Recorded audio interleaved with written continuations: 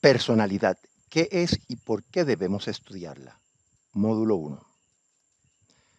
Definiciones más comunes de personalidad.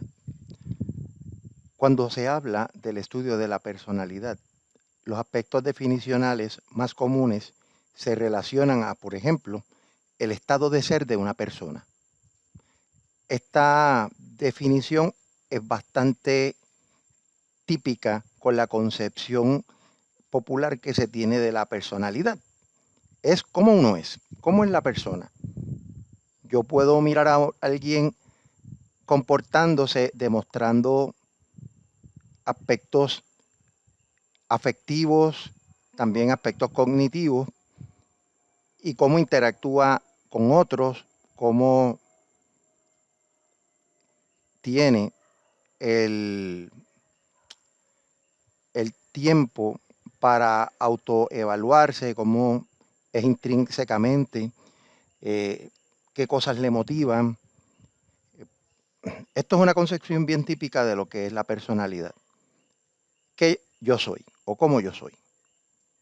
Ahora, también se habla de qué características y cualidades forman el carácter distintivo de una persona, cómo las características que yo demuestro como individuo y las cualidades que tengo me distinguen a mí de otros o también me hace ser similar a otros. También se habla de que es la suma total de todas las características físicas, mentales, emocionales y sociales de la persona. Esta ya es una definición un poquito más conceptual, ¿ya? y que busca sobre todo establecer, ¿ya? que la personalidad es sumamente compleja, es un proceso bien complejo que denota, ¿ya? que para uno entender la personalidad de un individuo hay que hacer un análisis bien profundo, no se despacha con unas meras observaciones externas de esta persona. Es importante recalcar dentro de la personalidad que todos los seres humanos desarrollamos a través de nuestras experiencias y por otro lado, teniendo en consideración los aspectos genéticos, un perfil definido. Este perfil en muchas formas nos tiende a proyectar como alguien único.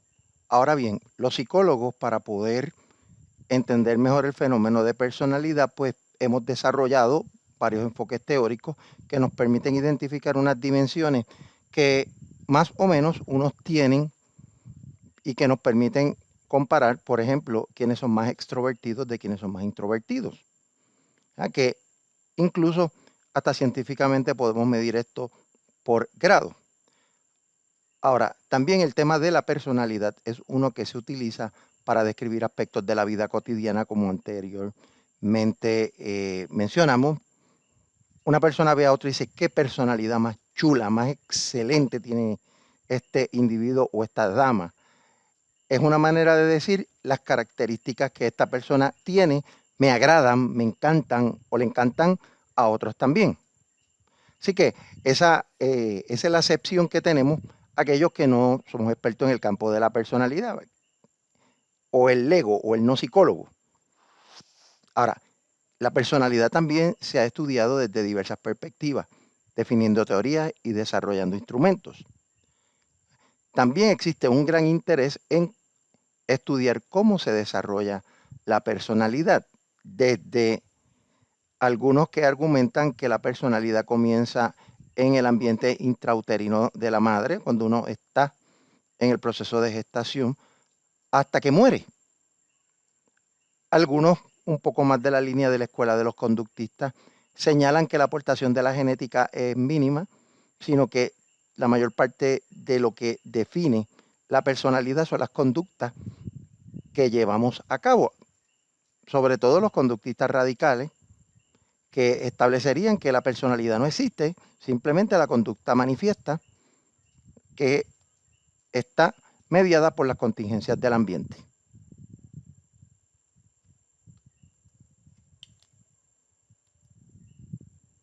Aquí, en esta transparencia, hay varios recursos asociados a la personalidad que les invito a que los estudien. Está el Personality Project, que es un portal de la Universidad de Northwestern, que tiene información que complementa la de este curso. También en el segundo recurso es un ebook del profesor George Poree, y también la organización que se dedica a estudiar la personalidad y la psicología social, que es la división de la Asociación Norteamericana de Psicología o de la APA, y esta se relaciona también con temas de la personalidad. Continuando con personalidad, también esta se visualiza con cómo otros nos ven, cómo otros nos perciben o nos visualizan. El concepto personalidad se deriva del latín persona, que se relaciona con la máscara que utilizaban los actores de teatro. ¿Por qué? Porque cada máscara tenía unas características particulares que definía el actor, ¿verdad? O el tipo de actor o el tipo de papel que iba a llevar a cabo un actor en el teatro. Ahora, sí se ha encontrado que existe un proceso de validación de cómo nos vemos y cómo otros nos perciben. Ese proceso de validación también lo trabajamos nosotros, los seres humanos. O sea, yo veo a otros que me describen, que hablan de mí, que dialogan sobre quién soy yo, y eso ayuda a validar o invalidar cómo yo mismo me percibo o cuál es la concepción del yo o del self que tengo de mí mismo. También la mayor parte de los investigadores en el campo de la personalidad plantea que la personalidad es estable y predecible, aun cuando hay características que pudieran cambiar según la situación. Eso es otro factor que es importante. Hay veces que hay personas que han vivido eventos negativos, sumamente negativos en sus vidas, que le han llevado a desarrollar desórdenes de personalidad, o personas que han tenido frustraciones en la vida y eventos bien positivos y bien gratos les hacen cambiar. Pero sí tenemos que concluir que ya desde que uno nace y se va desarrollando hasta la adultez temprana, hay mucho de la personalidad que ha sido ya definido. Lo que, ¿verdad?, algunos expertos señalan es que esos cambios o patrones en la personalidad se debe a la maduración. Los seres humanos maduramos con el tiempo, cambiamos actitudes, modificamos conducta y también podemos hacer cambios en aspectos de nuestros perfiles de personalidad, pero no son cambios que podemos señalar como cambios que sean diametralmente opuestos. Son unos cambios que lo que hacen es que reajustan nuestra manera de ser y de vernos a nosotros mismos. Así que no es que vamos a cambiar dramáticamente, pero sí hay eventos de vida, como mencionamos, son características duraderas y estables, pero se pueden cambiar dependiendo de la situación y eventos de vida experimentados, ya sea extremadamente positivos o extremadamente negativos. Ahora, un tema bien interesante, sobre todo a tenor con la influencia que tienen las redes sociales en los individuos, es esa relación que existe entre la personalidad y las redes sociales. Por ejemplo, las redes sociales han traído a la discusión el papel que estas mismas juegan en la personalidad, o sea, cómo la gente proyecta su personalidad a través de las redes sociales, por ejemplo, Facebook, Instagram, Pinterest, LinkedIn, Twitter, que son redes donde, pues, y hay individuos que están en todas ellas, en todas. También WhatsApp, y es interesante porque ahí uno puede tratar de evaluar qué características a través de lo que la gente dice, lo que publica, las fotos que coloca, sus comentarios en los posts, puede proyectar aspectos o características que están asociadas con la personalidad. Por eso, a los investigadores le han surgido diversas preguntas. Por ejemplo, ¿las personas proyectan sus verdaderas características de personalidad en las redes sociales? También, ¿las redes sociales cambian la personalidad del individuo? Las personas con distintas personalidades usan las redes sociales de diversas formas. Estas son preguntas sumamente interesantes que varios investigadores han tratado de contestarse. Ahora, ¿qué nos dice algunos hallazgos sobre la personalidad y las redes sociales?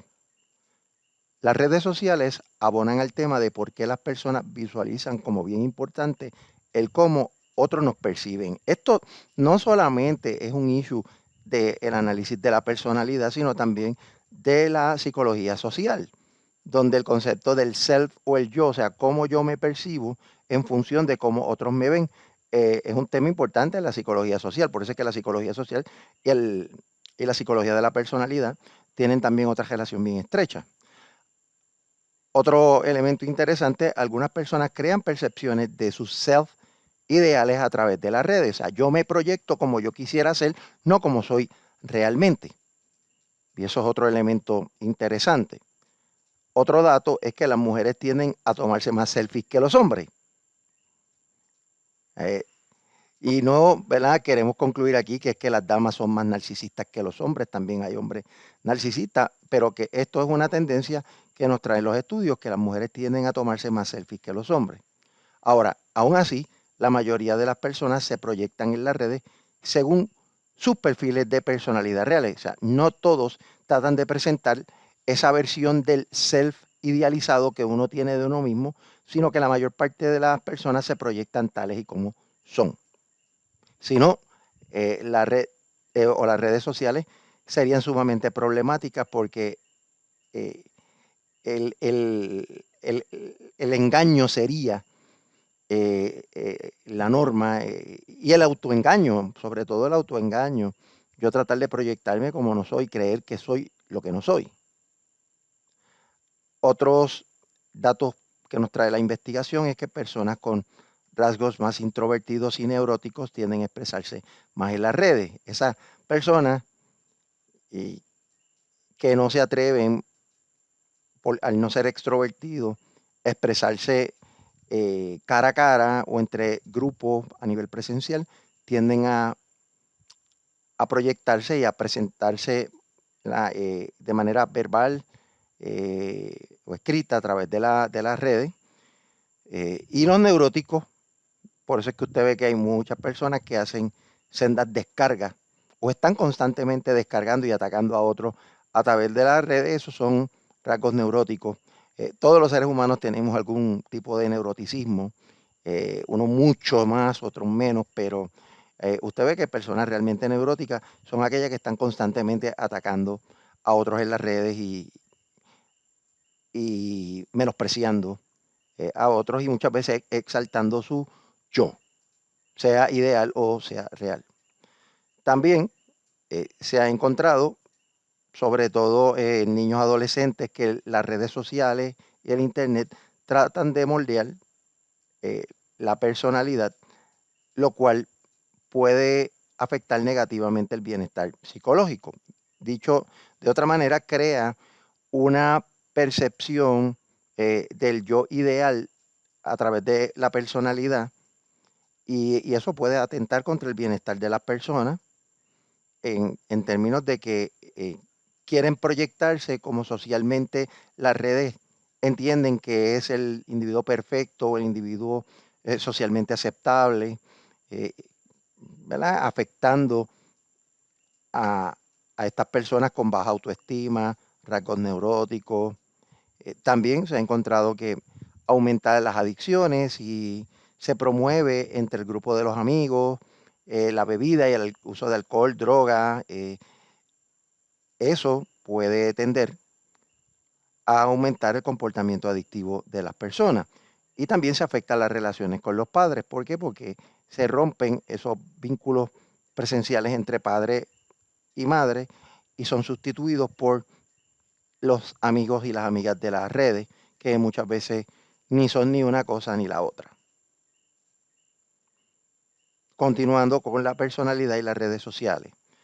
Los extrovertidos y narcisistas usan más las redes y actúan o actualizan con mayor frecuencia sus fotos de perfil.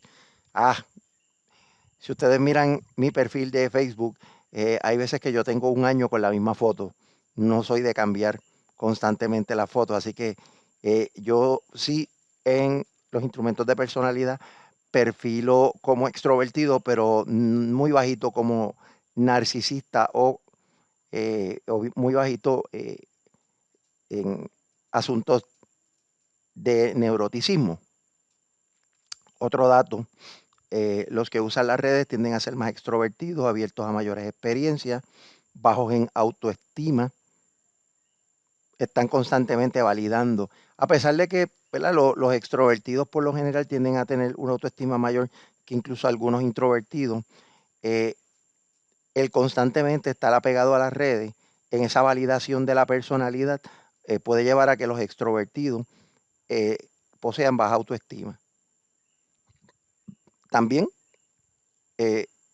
destrezas de socialización, que tengan destrezas de socialización más bajas y pues quieren proyectarse y expresarse en las redes para sentirse socialmente aceptados. Son menos conscientes, en menos de concienciación, pueden ser más descuidados en el uso de las redes, presentación de fotos inadecuadas, comentarios inadecuados y pues un tanto bajo en estabilidad emocional, nos dicen los estudios. Las personas que usan más los celulares tienden a ser extrovertidos y con alto sentido de autoidentidad. Cambian más los tonos, los ringtones del teléfono, los cambian constantemente. Y el background de los teléfonos, yo me identifiqué interesantemente con los backgrounds, me aburro de ellos, pero los tonos siempre mantengo los mismos, los ringtones. También se ha encontrado que las personas que puntúan alto en la dimensión de sadismo son más propensas a usar las redes para degradar a otras personas. ¿Qué tal sabemos entonces en términos de la raza y el género sexual en el moldeamiento de la personalidad? Las teorías de personalidad se confeccionaron tanto tomando como referente a hombres y mujeres blancos, tanto europeos como norteamericanos. Así que eso es uno de los problemas de que no podemos establecer generalizaciones, ya que la manera en que se manifiesta la personalidad va a depender también del contexto cultural donde tanto hombres como mujeres se crían y viven y conviven.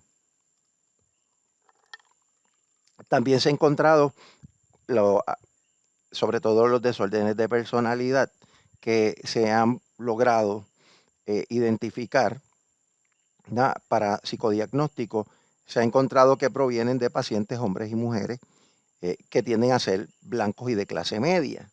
Bien, tanto mujeres como hombres blancos y de clase media. Así que no son representativos. Igual que culturalmente pueden tener otras manifestaciones estas patologías.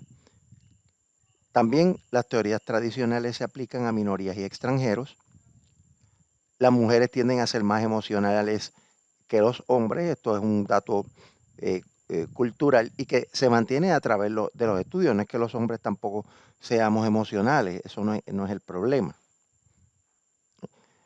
Las mujeres tienden a puntuar más alto en ansiedad en países islámicos. Eso es un dato que nos dice también que cómo nos impacta la cultura en el comportamiento y la definición de nuestro self en la construcción de la personalidad.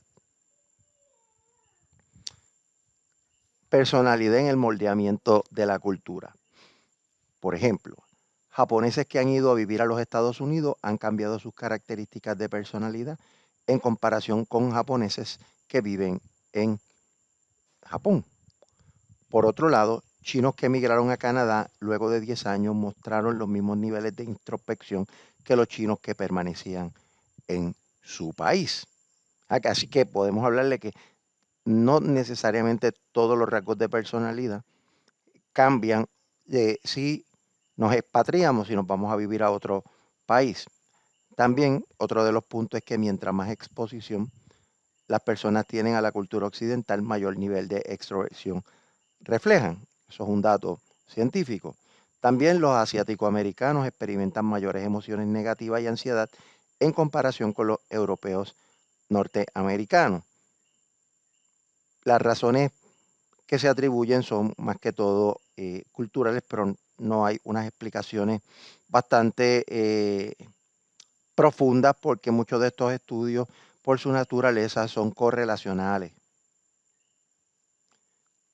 También se ha encontrado hasta diferencias en patrones de actividad cultural a través de diversas culturas. Así que la personalidad también nos permite establecer un vínculo estrecho con lo que son los aspectos culturales, los mores, los valores que cada cultura promueve de por sí. Continuando con los aspectos culturales asociados a la personalidad, algunos elementos que varían de país en país y que impactan la personalidad son las creencias sobre el destino. Hay personas que creen que todos estamos destinados a algo. Hay personas que entienden que no, que el destino lo creamos nosotros en el camino. También la individualidad versus el colectivismo, cómo la personalidad se da más dentro de una cultura individual versus una cultura colectiva, donde la personalidad se construye mucho con lo social versus en los países individuales la creencia de que los individuos se construyen de adentro hacia afuera es también común. También se ha encontrado que estudiantes norteamericanos puntúan más alto en autoeficacia que los japoneses, o sea, la percepción de que son competentes es más alta en norteamericanos que japoneses. Eso no significa que necesariamente sean más competentes en algo, sino que perciben que lo son. ¿Por qué? Pues porque reciben feedback constante de otros de que lo están haciendo bien, se les refuerza y tienden a pensar que son eficaces. Probablemente eso no pasa tanto en Japón, donde no se les da tanto feedback por hacer las cosas bien y demostrar que son competentes. Eso es una de las posibles apreciaciones en esto. Las prácticas de crianza se relacionan también con las características de personalidad. O sea, si yo soy un padre más dominante o soy más permisivo, eso tiene que ver con mi personalidad. Y también esto se ve a través de las diferentes culturas. También en unas culturas las personas tienden a exagerar más sus características personales y en otras abunda más la autocrítica. Así que eso es otro factor que se puede ver a nivel de distintas culturas. Evaluación de la personalidad. Es una de las áreas de aplicación más importantes en la psicología industrial organizacional, desde la evaluación psicológica industrial, que se mide personalidad, el coaching, las prácticas de coaching, las prácticas de poder parear estilos de personalidad diversos, pero que puedan trabajar colaborativamente en equipos de trabajo. Eso se ha hecho también. Así que el tema de la personalidad tiene mucha importancia dentro de lo que es la psicología industrial organizacional para distintas áreas. Hay incluso estudios que nos dicen que hay una relación estrecha entre estilos de liderato y rasgos de personalidad, lo cual es importante tener claro y estudiar con mayor precisión. Ahora, los inventarios de personalidad deben demostrar validez y confiabilidad, deben ser instrumentos válidos y confiables que nos permitan hacer mejores diagnósticos y mejores investigaciones. Ahora, no debemos perder de perspectiva que uno de los problemas que tiene la medición de la personalidad es la deseabilidad social. Ese concepto que hablábamos ahorita de las redes, de que la gente trata de proyectarse socialmente de forma deseable, o sea, tener una imagen deseable de lo que otros piensan de él o de lo que es socialmente deseable, ese es el factor de deseabilidad social. Y muchas personas no quieren manifestar su verdadero yo o su self cuando contestan estos instrumentos. Por tanto, tratan de presentar una imagen de lo que es socialmente deseable en términos de las características de personalidad. Por ejemplo, yo soy introvertido, pero entiendo que las personas exitosas o la percepción que se tiene de la gente exitosa es que tienen que ser extrovertidos. Pues yo voy a proyectarme como extrovertido, aunque no lo sea. Así que eso es un ejemplo. También la personalidad se mide a través de cuestionarios de autoinforme, los inventarios de personalidad, las famosas pruebas proyectivas que se han mencionado a través de muchos cursos y a través de los cursos de psicología básica incluso, las entrevistas clínicas, hacer entrevistas profundas para entender las características de personalidad, evaluación de la conducta a través de la observación y técnicas de muestreo de experiencia y pensamiento, donde se recogen a través de autoinformes de las personas, desde luego, experiencias de los individuos, y se le pide que expongan verbalmente pensamientos sobre diferentes situaciones, y de ahí se hace una muestra para tratar de crear un perfil. Evaluación de la personalidad. Los hombres y las mujeres tienden a puntuar diferente en las subescalas de personalidad. Eso se ha encontrado. También blancos y negros puntúan distinto en subescalas que miden los niveles de defensividad, donde los negros salen más altos. En hispanos, por otro lado, se ha encontrado que la evidencia es mixta. Los instrumentos son susceptibles a valores entre cultura y subcultura, por tanto hay que tener mucho cuidado, sobre todo cuando se utilizan instrumentos que han sido desarrollados en otros países y en otras culturas. Ahora, continuando con la investigación, ¿verdad? En el estudio de la personalidad, se utilizan mucho los estudios de caso. No es que necesariamente sean malos, son buenos, pero hay que combinarlos con otras técnicas, por ejemplo, realizar experimentos de laboratorio. También en años recientes se han popularizado los estudios en línea, o sea, enviar cuestionarios en línea y que las personas lo contesten. Un dato interesante es que las personas que reciben un cuestionario en línea se ven menos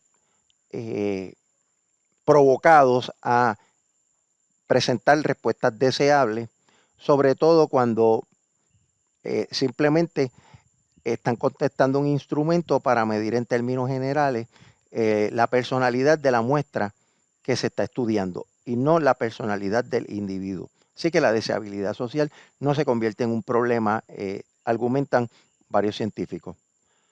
También muchas de las investigaciones de personalidad, como mencionamos, utilizan diseños correlacionales, lo cual no es malo, pero no podemos establecer relaciones de causa y efecto. Así que un poco hasta aquí, este es el módulo 1, módulo introductorio, para que conozcamos un poco de qué se trata lo que es la personalidad. Así que ya en los próximos módulos vamos a estar trabajando con teorías específicas y con los proponentes de cada una de ellas. Ahora, el papel de la teoría en el estudio de la personalidad. Las teorías en el campo de la personalidad tienen que estar alineadas con los datos científicos. Un poco ya lo mencioné brevemente. Las teorías tradicionales e incluso las modernas tienen un componente autobiográfico. Eso lo vamos a ver en la discusión de cada una de ellas en el curso. También la subjetividad es difícil en cualquier teoría, ya que esta va a estar influenciada por el teórico y está presente todo el tiempo y lo vamos a ver. ¿Por qué? Porque al final estamos hablando de que son seres humanos los que construyen estas teorías y utilizan muchas de sus experiencias personales para darle forma a las mismas. Y algunas veces hasta para tratar de ajustar los datos científicos a sus propias creencias.